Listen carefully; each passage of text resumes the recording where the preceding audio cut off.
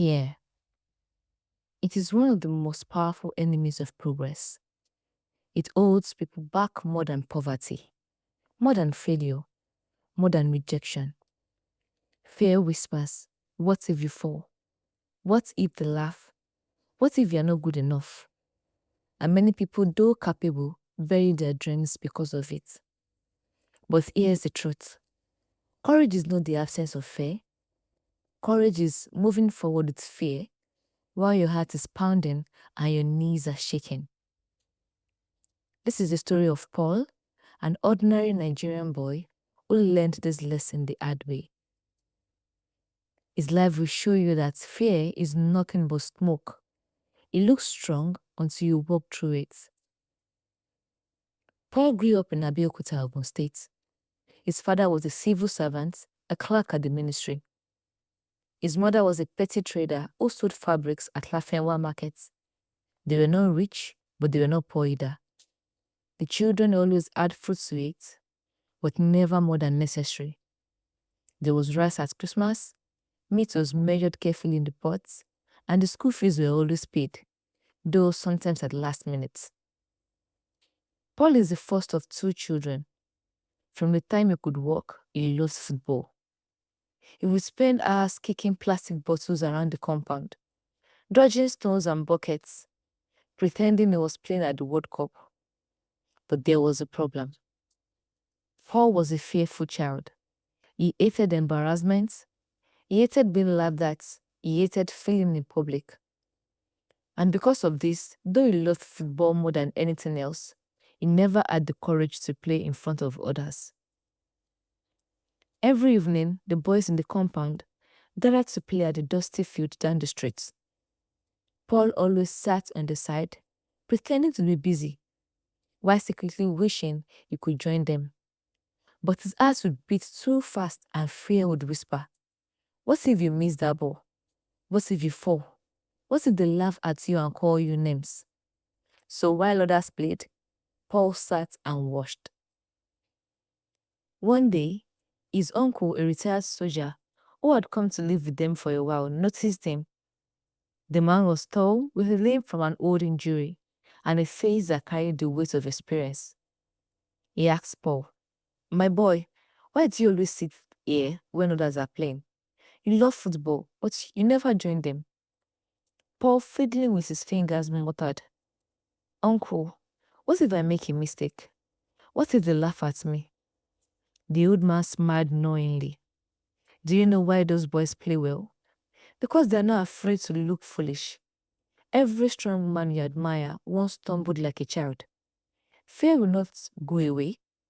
Paul, you must step forward with it. Those words sank deep into Paul's heart. A week later, Paul forced himself to join the game. As if fear wanted to punish him, he missed his first touch. Laughter erupted. His ears burned. His whole body screamed as him to run away. But he remembered his uncle's words. Every strong man you admire once stumbled. So he stayed. He kept playing. He stumbled again, but then he made a clean pass. The laughter reduced. By the end of the match, though still rough, he had earned a small place among the players.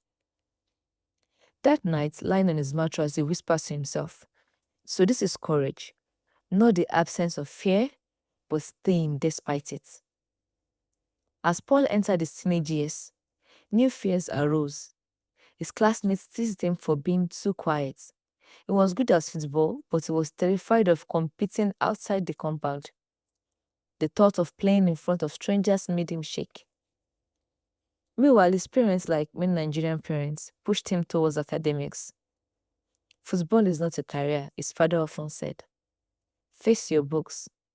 People don't need families with football. Paul understood, but his heart burned for the game. Still, he feared disappointing his parents. He feared being seen as unserious. And so he lived in between, good at football, good at academics, but never fully committed to either. Fear kept him in the middle. After secondary school, Paul gained admission into a polytechnic. His parents were proud. They stretched themselves to pay his fees and bought him a second-hand laptop. At the Polytechnic, life was busier. There were assignments, projects, social groups, and constant pressure to perform. Many of his friends were chasing music, fashion, or sports. Some had money, others struggled. Paul lived in the middle, just like his family, comfortable enough but never extravagant. His greatest battle was internal. He loved playing football with his hostel mates, but whenever someone suggested he join a bigger competition, fear returned. What if I disgrace myself? What if I waste my parents' investments? What if people laugh? What ifs? So once again, he played small. However, everything changed one semester when news spread that a football scout from Lagos was coming to watch a local friendly. For young players, this was destiny looking. Paul's hostel mates begged him to play, but fear roared louder than ever. You? In front of a scout, you will embarrass yourself. Stay out of it, this is for serious players. That night, he couldn't sleep. He tossed on his mattress, sweating. Memories of his uncle came back. He realized if he didn't play, he would regret it for the rest of his life. The next day, with trembling legs, he laced his warm boots and stepped onto the field. The match began. The first half was a disaster. Paul missed 2 clear chances. The scouts frowned, jotting notes. The crowd laughed, his chest tightened. Fear screamed, "Leave the field." But he told himself, if I fail, let me fail fighting, not hiding. Then in the second half, it happened. A long pass came. Instinct took over. He dribbled past 2 defenders and scored. The crowd shouted. Confidence surged. Minutes later, he scored again. By the end of the game, the scouts called his name. No contract yet, but recognition. An invitation to Lagos for trials. That one step of courage changed his destiny. In Lagos, fear returned in new clothing. The players were faster, stronger, more experienced. He wondered if he truly belonged, but each time fear whispered, he reminded himself, stay, don't run. Slowly, he earned his place, first in amateur competitions, then semi-professional leagues. Eventually, he broke into the Nigerian Professional League, and later he got a chance abroad.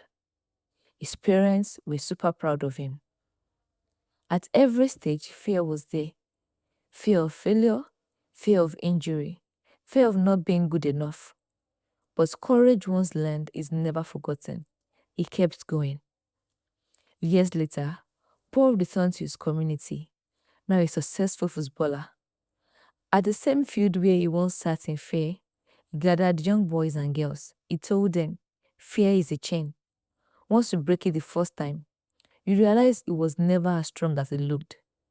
People's laughter, people's insults, rejection, they don't last forever, but regret does.